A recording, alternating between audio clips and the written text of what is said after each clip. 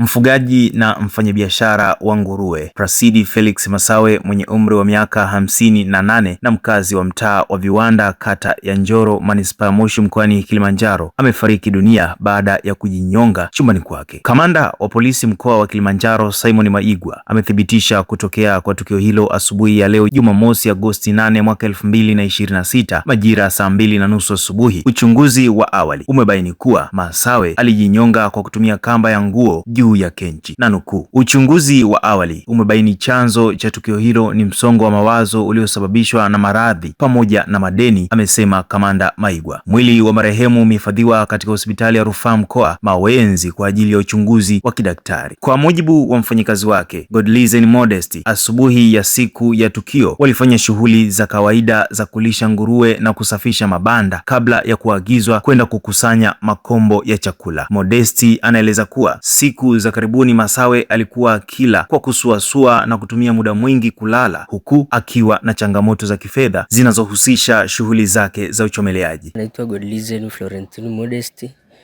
Hapa nilipo ni kwa mjomba wangu. Nilikuwa nafanya naye kazi ya kufuga nguruwe. Leo asubuhi tumeamka majira ya saa 10 alfajiri. Tukafanya shughuli za asubuhi, kufagia mabanda, kulisha. Tulivyomaliza tukaelekea, akatupa maelezo kwamba tuelekee Mbuyuni kuendelea na kukusanya machakula, maana tunalisha kwa kutumia makombo. Baada ya hapo akatuambia yeye anafuata funguo juu, kuna ofisi yake amefungua maeneo nyumbani kwake kule. Akatuambia sisi tutangulie tu. Baada ya kutangulia, tulivyofika tumengoja aje tukaendelea, maana hata juzi kuamkia jana alituambia vile vile tutangulie. Tulivyorudi tukamkuta anaendelea na shughuli nyingine huko nyumbani. Leo tulivyorudi kufika nyumbani tumeshusha mizigo yetu. Baada ya hapo tunaingia ndani ili tupate kifungua kinywa, tunamkuta amejitundika.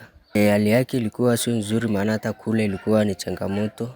Alikuwa anakula kwa kusuasua, muda mwingi alikuwa anatumia kulala na muda mwingi alikuwa anafanya kazi. Baada ya hapo akawa anasema kuna baadhi ya mtu ameongea naye, amempa hela shilingi 700,000.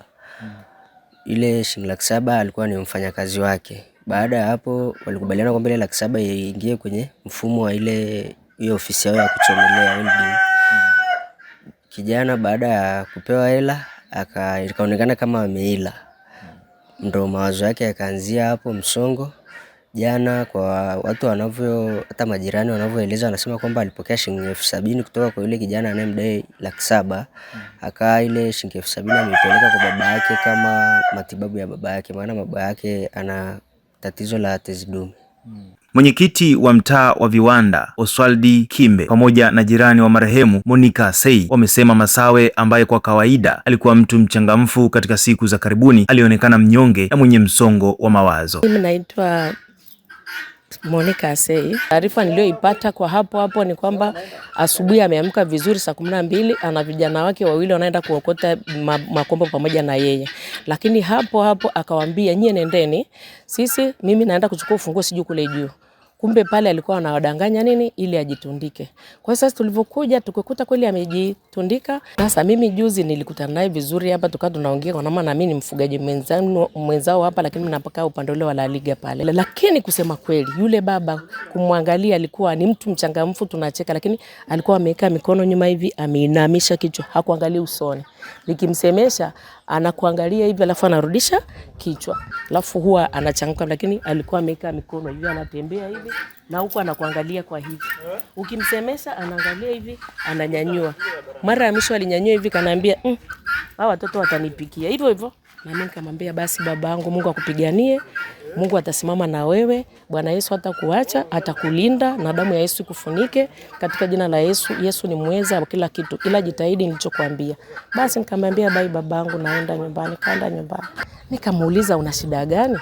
Akanambia hamna. Nikamwambia uko sawa? Akanambia lakini naumwa kidogo. Nikamfuata nyuma. Baada ya kumaliza pale nikamwambia Masawe, lakini uko na wale vijana? Akanambia Nikamwambia basi jitahidi utafute kitu cha kizuri ule na supu na nini na maziwa nini upate nguvu, maana nakuona kama hauko sawa kabisa. Kanambia siko sawa. Nikamwambia basi tutaendelea kumuomba Mungu tu akusaidie, lakini naomba tu jitahidi. Unajua sisi watu wa Mungu tunaona huruma, hauko sawa.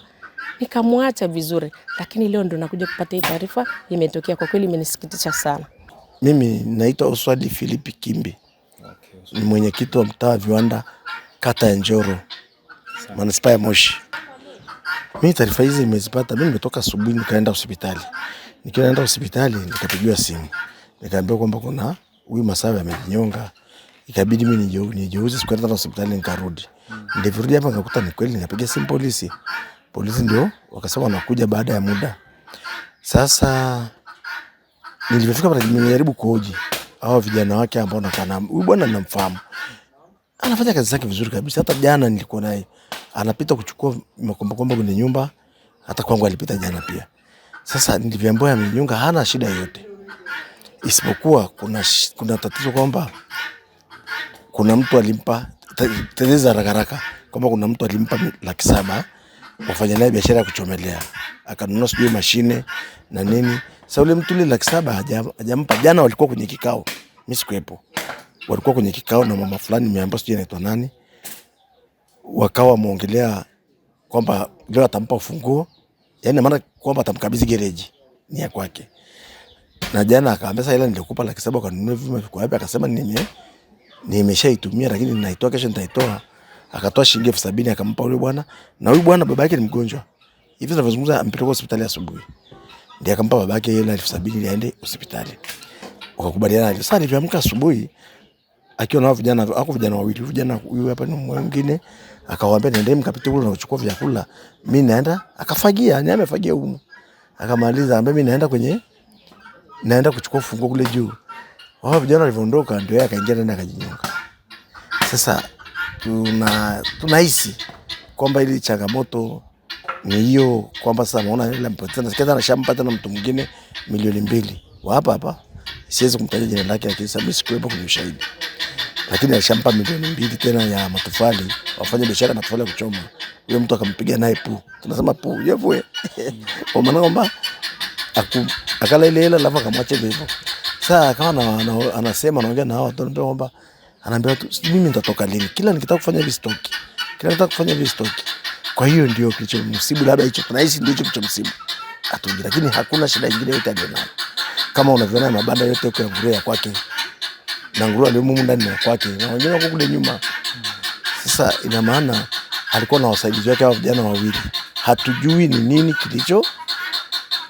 Lakini taarifa za maono ya watu mwanzoni ni hayo. Na mimi ndio nimeyasikia leo. Nikiripoti kutoka kata Njoro, manispaa ya Moshi, mkoani Kilimanjaro, mimi ni Jesse Tunuka wa Mwananchi Digital.